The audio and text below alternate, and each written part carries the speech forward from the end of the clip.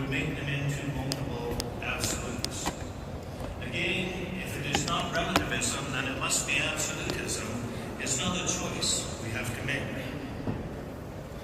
Confucian philosophy's alternative to a pernicious relativism is an inclusive pluralism captured in the core values of relational equity and achieved diversity. That is, the pursuit of a superlative and inclusive harmony out of difference. At the same time, it eschews the kind of homogenizing uniformity, as we would associate with a transcendent universalism in which the many reduced to a dominant and thus hegemonic one. Simply put, such an ontological univocity that comes in the door with transcendental universalism is anathema to Confucian pluralism. Tianxia, as taking the world as the world, assumes the primary vital relationality, the primacy of vital relationality. It thus relegates the nation-state as a discrete, sovereign entity to the status of a second-order abstraction from the unbounded, organic, and fluid relations that in fact constitute our world. When applied to the relations that obtain among nation-states, intra-national relations within the global whole reference a radical contextuality that can be characterized in the Confucian cosmological language of Tang Jini as the inseparability of the many focal aspects from the one planetary order, Yidu Fengguan. It describes a manifold of unique nation-states within the political organism, China being only one among them, with each of them construing the intra-national order from its own particular perspective. The many is one, the one is many. The dynamic of this global ecology, then, is the emergence of an always provisional and resolutely unsung totality of all orders constituted by just these particular orders themselves. Said another way, absent in this model is any single privileged and dominant order that would override its others. The identity of each focal holographic state emerges from its unique pattern of relations within the vital functioning of the world organism, and the living unbounded global ecology itself is the holistic and inclusive aesthetic order, 各美其美, rather than a reductionistic, rationalized order, engendered by the mutual accommodation of these unique focal states. In this vision of a new planetary order, is there a shared minimalist morality that can provide the solidarity to bring a fragmented world with all of its diversity together? By minimalist, I don't mean thin or superficial, but morality close to the bone.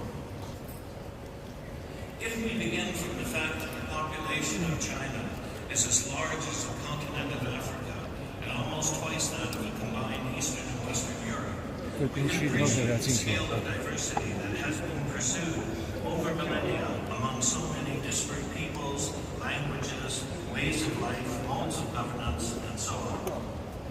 While this diversity is truly profound, there seems to have been enough of a shared minimalist morality to hold it together as a continuous Chinese history and civilization for 4,000 years and now.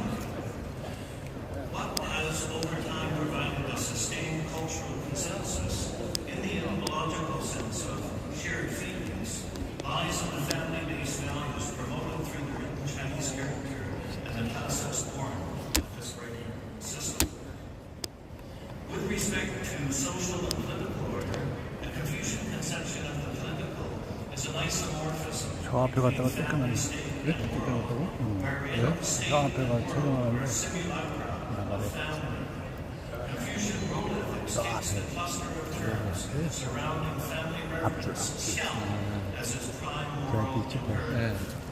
Family feeling is not only the explanation of its minimalist morality, but also the root and the substance of this living Confucian social, political, and global order, its continuity and change in tone. From its origins in the prehistoric past and ever-evolving Chinese culture has been unique among world civilizations, both in terms of its unbroken continuity and in the rich, varied institutional, material, and conceptual artifacts its peoples have produced. Upon entering into China's past, certain major themes emerge as they are repeatedly expressed in different facets of Chinese life. One of these themes is the centrality of the family that has thoroughly permeated the social, political, economic, metaphysical, moral, and religious dimensions of China's history, since at least the early Neolithic period. It should therefore come as no surprise that family reverence, xiao, was one of the most basic and defining values of the Chinese people, especially the early Confucians. In the Confucian project of personal growth, the root must be set and firmly planted within the family itself. And reflecting on Confucian philosophy as a resource for an ecological, geopolitical order, we must give full weight to the perceived isomorphism that obtains among the familial, political, and global orders as they are rooted in and emerge from a regimen of personal cultivation within the family. This same organic symbiosis is described in the Mencius. There is a popular adage heard among the people who say, the world, the state, the family. The world is rooted in the state in the family in one's own person.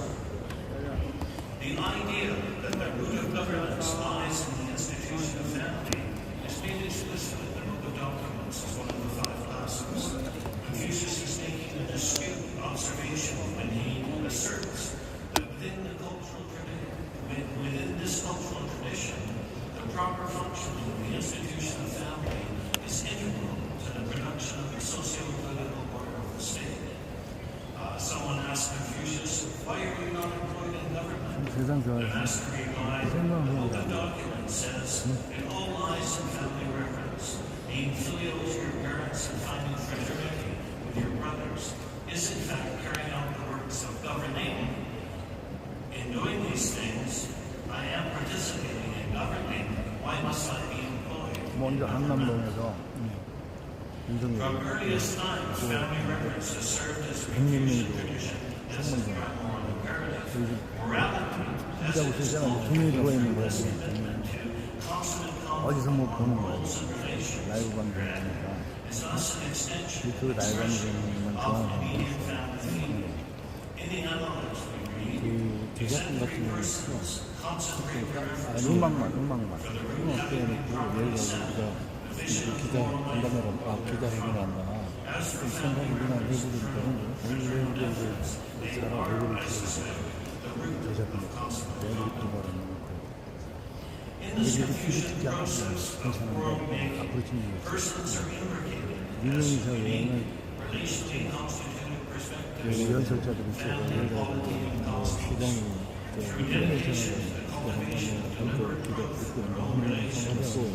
그 새로운 사람들 그 외에 있는 사람들 그 사람들이 그거를 저한테 우리가 새로운면은 막 하잖아. 신발도 생방송 그렇게 할 수 없고 여기 뒤로 찍어야지 멀리 뒤로 이런 거 있는데 앞으로 전체적으로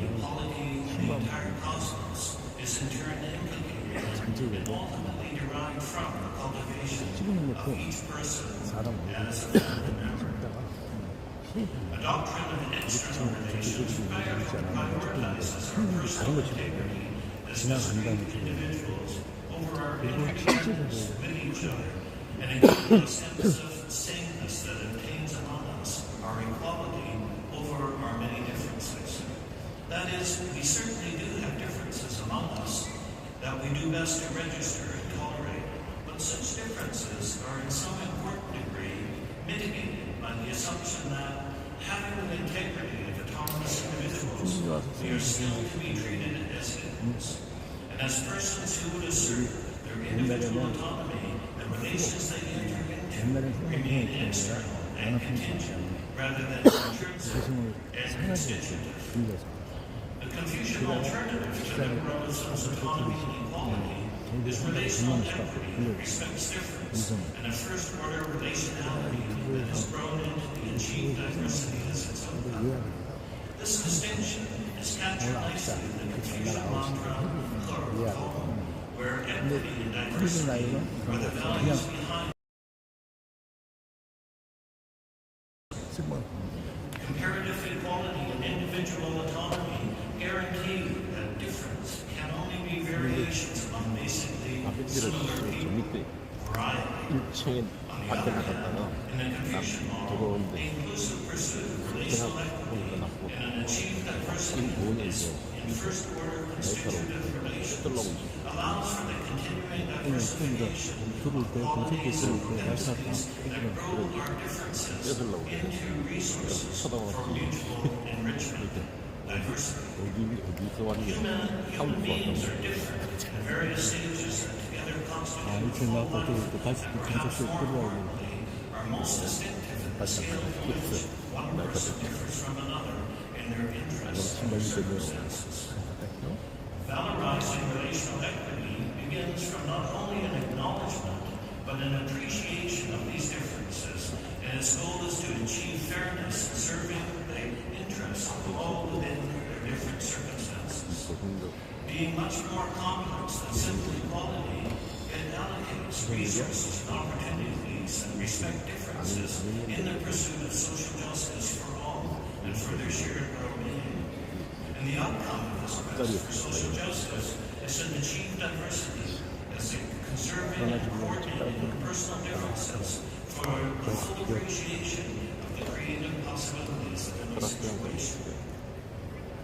Relational equity begins from respect for the uniqueness of each person at each stage they are at any shared human narrative, where the infant having her glass of milk to strengthen her bones is analogous to grandpa having his glass of wine to guarantee a good night's sleep. Such equity reconciles the tension between hierarchy and equality by constraining the evolving relations that obtain among infant, mature person, grandparent, and ancestor, not in an egalitarian way, but in terms of the affordances provided by relational equity. Further, such affordances that allow for the inclusion of real differences at every level of growth allow for the complexity of the human experience and are ultimately the ground for an achieved diversity within the human narrative. Relational equity and achieved diversity can be scaled up from the cultural differences among persons within a particular community to the differences that obtain among the thick cultures within the world community. An exclusive monochrome culture existing within its own parameters has little to offer its inhabitants other than stability and continuity. When cultural differences within any level of community are merely tolerated but do not produce growth, the community has variety perhaps, but very little diversity.